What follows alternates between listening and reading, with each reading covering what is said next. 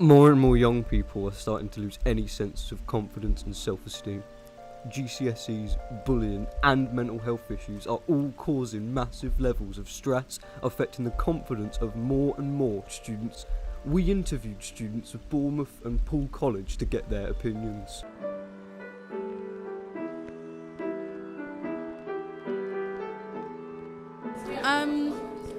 I think it's when you're feeling like yourself. Believing in yourself, being able to do something. Well, it's the building blocks of working with other people. Confidence, like expressing yourself. We also interviewed a tutor at the college to get his opinions.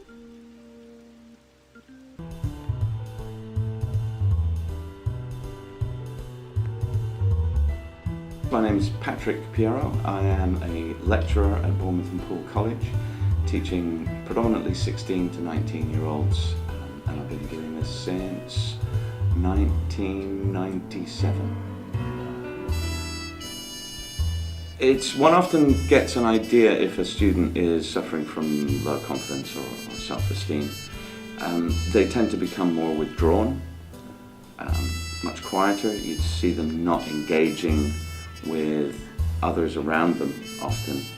Now you have to be careful. You don't know sometimes if that's just their personality, which is fine, but it is a kind of sign. A reluctance to even try to answer something or even engage with a task, to start a task. I think that's one of the worst signs that somebody is really suffering.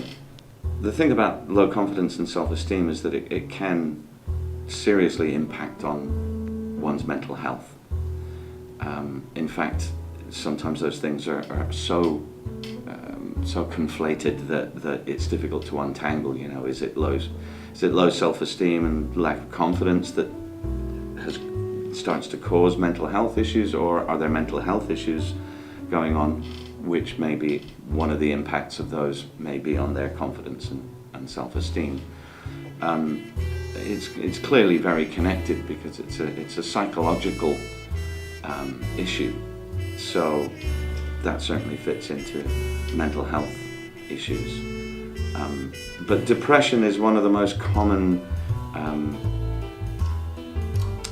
feelings that people have, especially the teenage years. I think that's 16 to 19. It's a pretty emotional and traumatic period of one's life.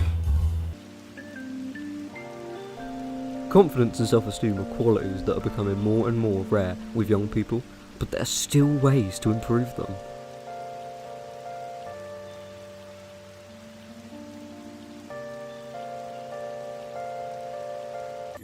I look in the mirror and I just realise that I actually am a 10 out of 10. Ask people. If somebody offers help, listen to them. Do the same as me. Just believe you're a 10 out of 10 and just let the world know. Tell them how you feel, then they'll give you advice and you can work together. So just, we should all be like Led? Yes. I understand. First thing in the morning, I try to think of 5 things that I feel good about. Have you seen this? Yeah. If you keep on saying it to yourself, it does start to seep in. Just as the opposite is true. If you keep being told that you're rubbish, if you keep being told that you're stupid, if you keep being told that you're useless and that you're no good, it doesn't matter whether that's true or not, and it almost certainly isn't true.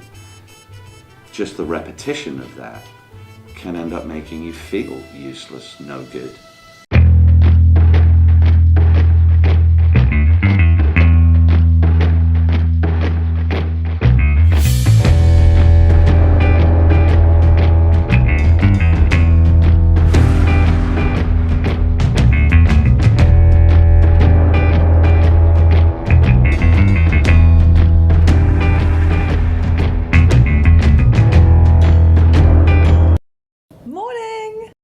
Morning!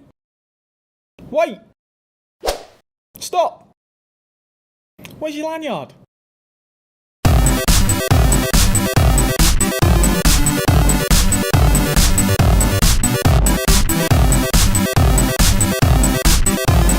We've got lanyard inspection day in 5 minutes. Quick, take the lanyard, Scooter.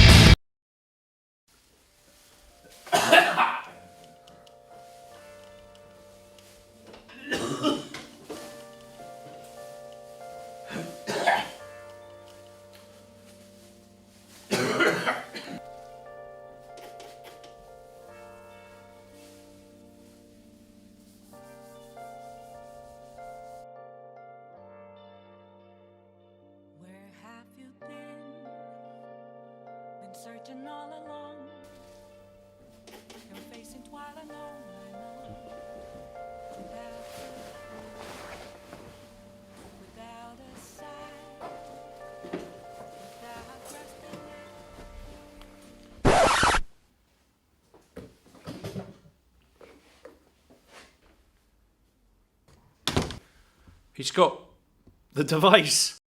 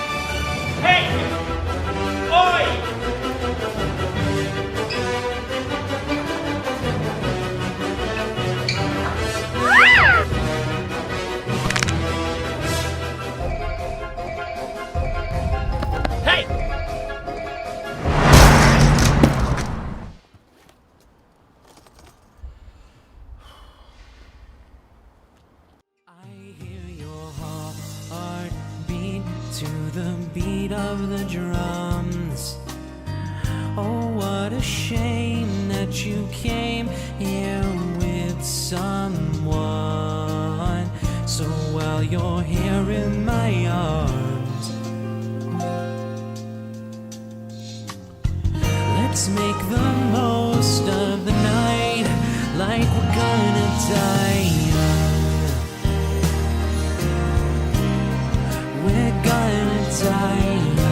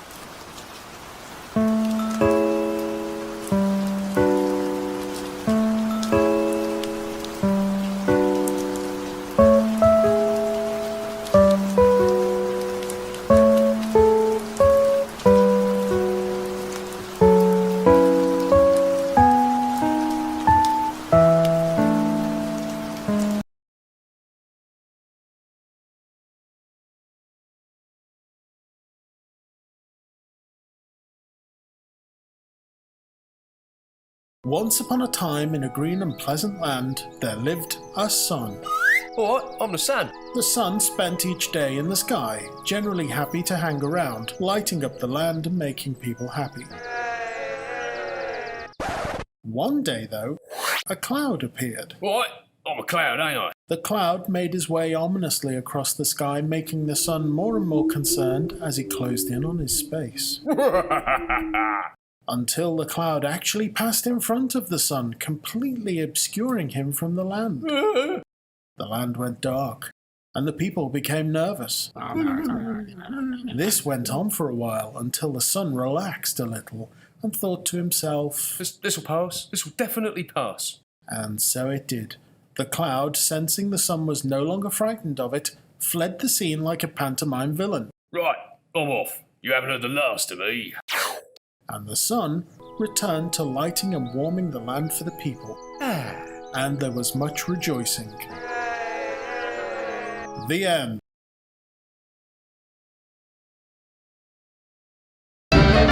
You could see that Pierre did truly love the mademoiselle. Ignore everybody else. We're alone now. Suddenly I'm hit. It's this darkness of the dawn, and your friends are gone, and your friends won't come. So show me where you fit.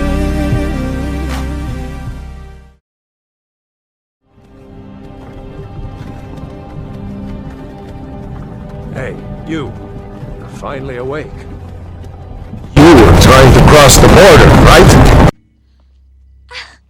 Hey, hang on! Thank you, that was incredibly helpful. But don't go that way.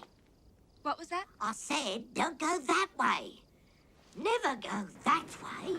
Oh, thanks. If she'd have kept on going down that way, she'd have gone straight to that castle. Yep, that's me. You're probably wondering how I ended up in this situation.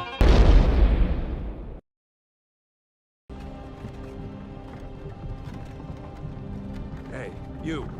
You're finally... But I am not worried, my friend. Why? They are blinded by God and can never accept.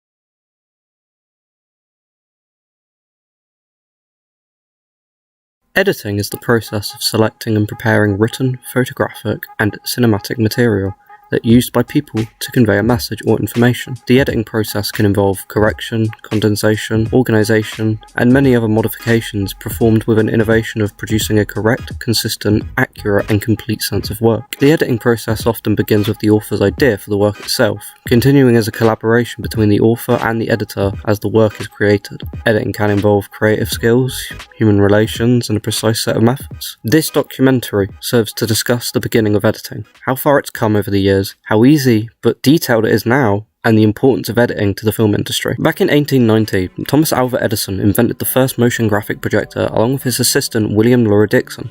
This projector was called the kinetograph and used celluloid film to create the first motion pictures. These pictures could be cut like in today's editing software, but it was only in the initial 19s that it was introduced, where people used scissors and tape to physically trim unnecessary footage. This was continued until the invention of the first editing machine. The first editing machine was invented in 1924 by a man by the name of Iwa Soria, of which he named this machine Muvoila, and this new editing machine was used to edit and trim the unwanted scenes in the selected clip. This machine is even still used today, and used majorly in Hollywood. Back in 1934, the Academy Awards introduced the film editing category in the list, and the Oscars are considered one of the highest awards in Hollywood, where everyone is honoured for their spectacular work. So naturally, this is a big deal in the history of editing. The first Oscar for film editing was given to Conrad A. Nervig for his excellent contribution to the movie Eskimo. In 1956, the industry got its first video recorder named Ampex, also being the first device to use magnetic tape to record a video. This brought a new revolution in the industry and changed the entire way of how videos were recorded. The industry then changed the entire way of how videos were recorded. Moving on, the first non-linear computerized machine was invented in 1971 called the CMX600. Being used for offline editing, it received the Emmy Award for its contribution to the industry. However, it doesn't work without disk drives, which were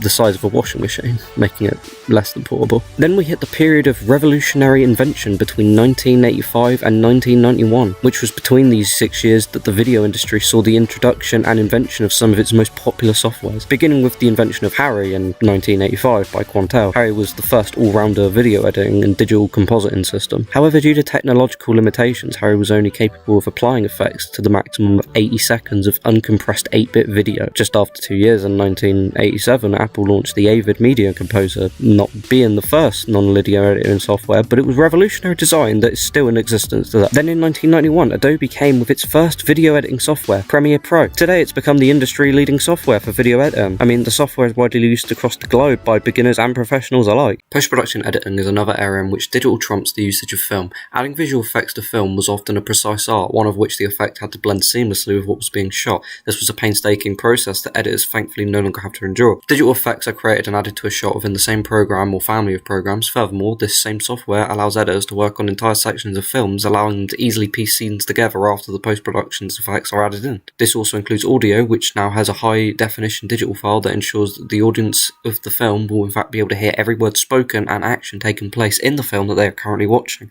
The end result today is that the evolutions of technology, films look cleaner with effects that blend smoothly with the movie. In the industry, there are many big names that most people wouldn't think to actually have as big of an impact on the editing scene as one might think. I mean, James Cameron is a good example of this, being a film director, screenwriter, producer, environmentalist, and of course, an editor. Best being known for films about science fiction, Cameron first gained recognition for directing The Terminator in 1984, finding further critical and commercial success in famous films like Aliens, Terminator 2 Judgment Day, True Lies, Titanic, Avatar, and the list just goes on. I mean, Cameron's films have grossed approximately $2 billion in the US alone and $6 billion worldwide. Avatar and Titanic are the second and third most grossing films of all time, earning $2.78 billion and the $2.19 billion as of 2020. Next is Marcia Lucas, an Oscar-winning American editor who was known for her work in the early 1970s. Films of Martin Scorsese. Lucas won the editing award for Best Film Editing in 1977 for Star Wars, which was written and directed by her husband at the time. She was nominated for an Academy Award for her film editing on American Graffiti and for a BAFTA Award for Best Editing on Taxi Driver after a career gap while raising her own family. Then in 1990, she went on to produce 2 more films. Last but not least is Matthew Schmidt, another American film editor, being best known for his work on several Marvel Cinematic Universe movies, these being Captain America the Winter Soldier, Captain America Civil War, Avengers Infinity War, and Avengers Endgame. Avengers Infinity War was the 19th film in the Marvel Cinematic Universe, marking the third collaboration for Ford and Schmidt, with the Russo brothers directing the other 2 film collaborations are Captain America the Winter Soldier and Captain America Civil War.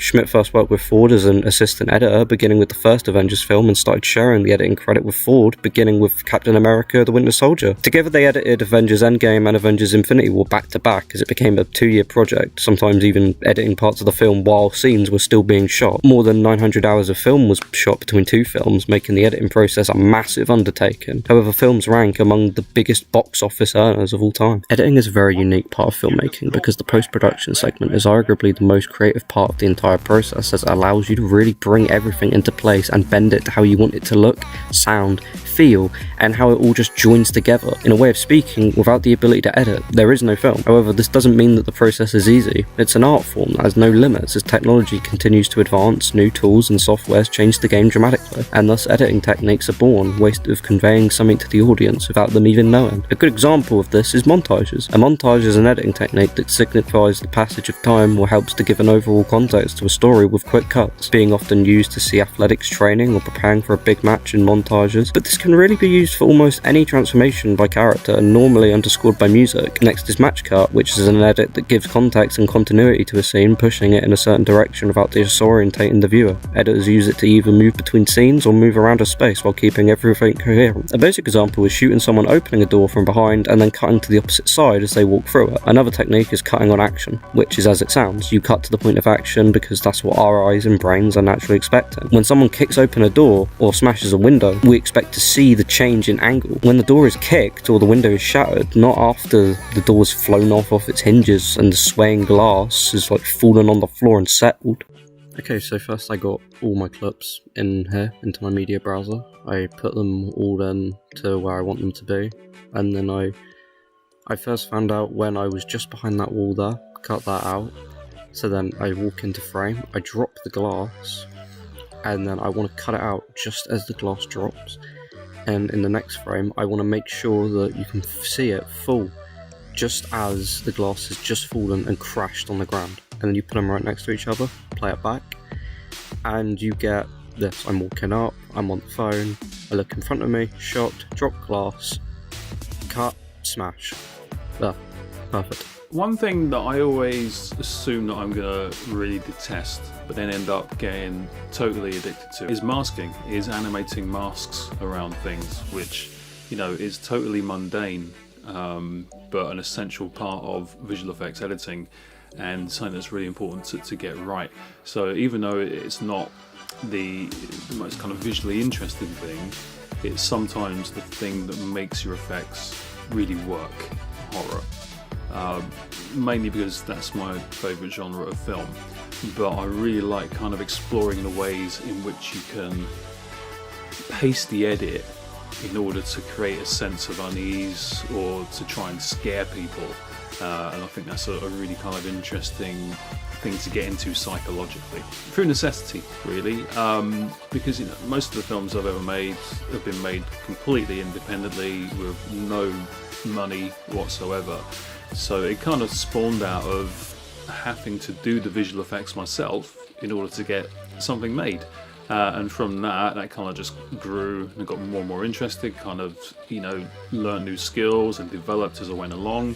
So it spawned out of that. But Ray Harryhausen really inspired me when I was a kid to kind of work out how you did this stuff.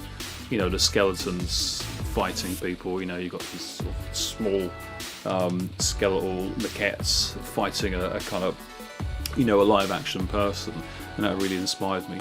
I started editing, I guess, when I first started making films, and even though I didn't have access to editing equipment, I was editing in camera. So I started making films when I was 12, and I'm now 45. So I'm terrible at maths, so you can tell me how long I've been editing for. By making as much content as you possibly can.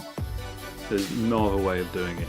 You need to make more stuff, and then keep expanding and improving upon what you've done. Get your work out there. You know, get it on YouTube, send it off to film festivals, online film festivals, and build up a portfolio of work. Yeah, even if you have to work for nothing to get started, then so be it. That's what you need to do. I implore you to think about where editing started and how far it's come. Truly, it is an art form that allows people to express their visions and bring them to life, becoming a hobby for people who can create amazing pieces of work, giving countless people jobs in the film industry, allowing small creators on platforms such as YouTube to create their own productions and reach an audience that 50 years ago would just be impossible. I believe that films today would not be nearly as impactful on people if technology technology hadn't come this far and taken the concept further, and it only continues to become more and more accessible and limitless, being something that someone can use basically or learn to master and use it to pave a career for themselves, creating amazing grand arts of work. It's just art. Editing is something that proves that we may not have things like hoverboards or flying cars, but that doesn't mean that we aren't living in the future.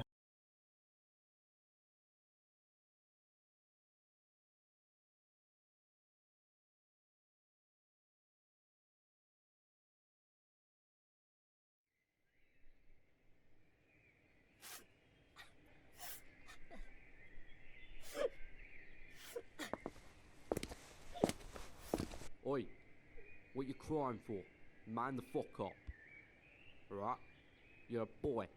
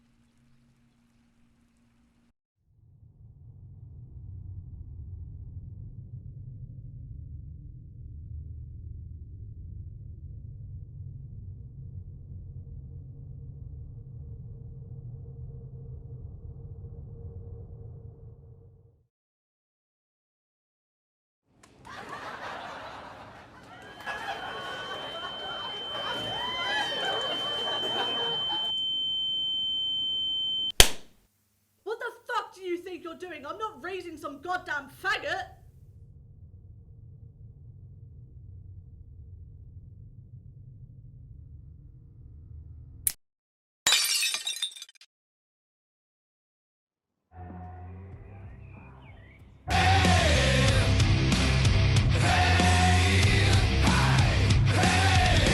This conversation.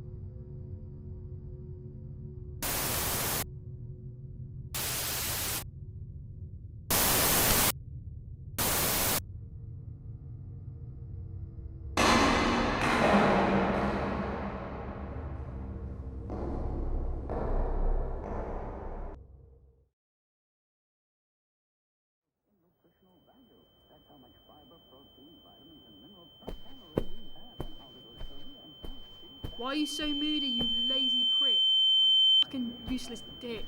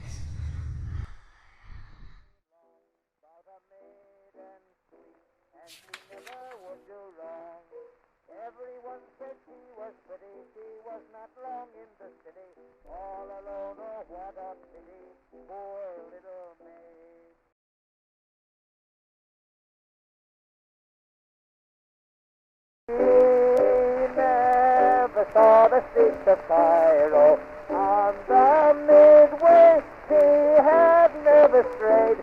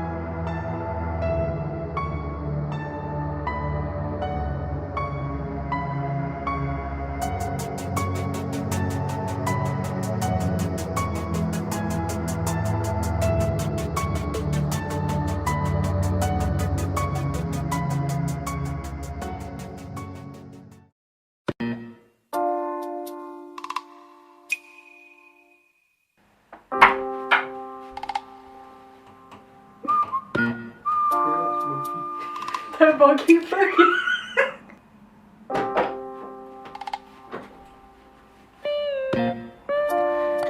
A bit more rougher than that. Sorry. I don't know what you want me to do, just look at you. Just be angry. Wait, I'm holding the story. Oh, Tom! Wait, I'm holding this. Alright, yeah.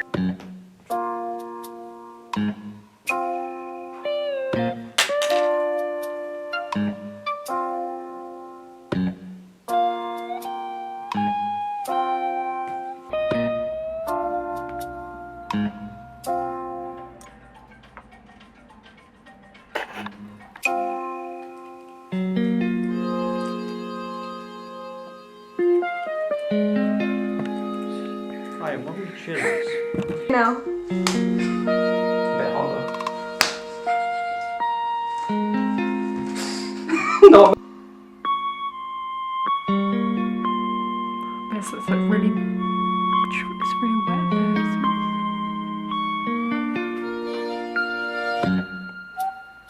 It's barely sliding. Hold on, do push more. Do more than one. We want some to stay. Do more, yeah.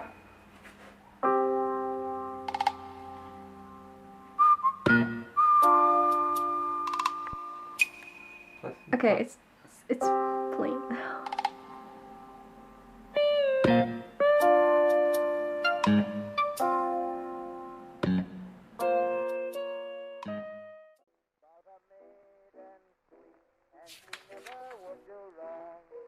Everyone said she was pretty, she was not long in the city. All alone, oh what a pity, poor little maid.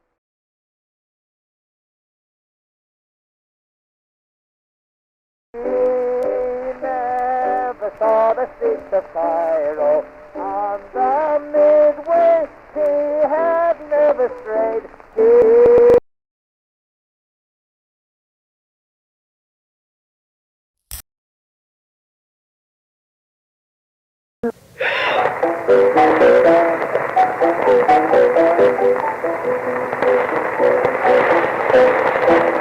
I will sing you a song, and it won't be very long, about a maiden sweet, and she never would do wrong. Everyone said she was pretty, she was not long in the city, all alone, oh what a pity, poor little maid. She never saw the streets of Cairo, on the midway, she had never strayed.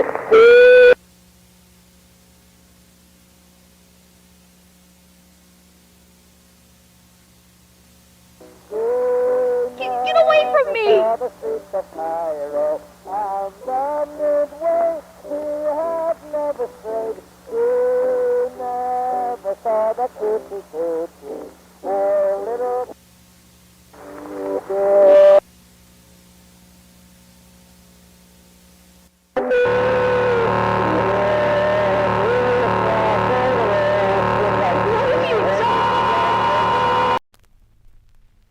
Mr. Van W. King sees the streets of Cairo.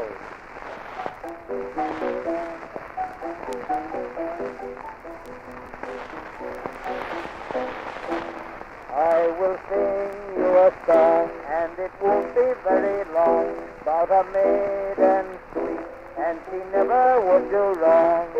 Everyone said she was pretty, she was not long in the city, all alone, oh what a pity, poor little maid. She never saw the streets of Cairo, on the midway she had never strayed, she never saw the coochie coochie, poor little country maid.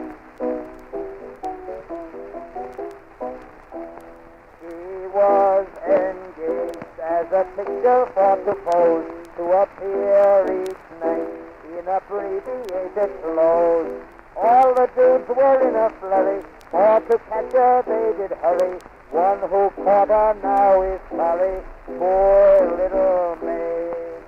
She was much fairer far than Trilby, lots of mermen sorry will be if they don't try to keep away from this poor little country maid. She never saw the streets of Cairo, on the midway she had never strayed, she never saw the coochie coochie, poor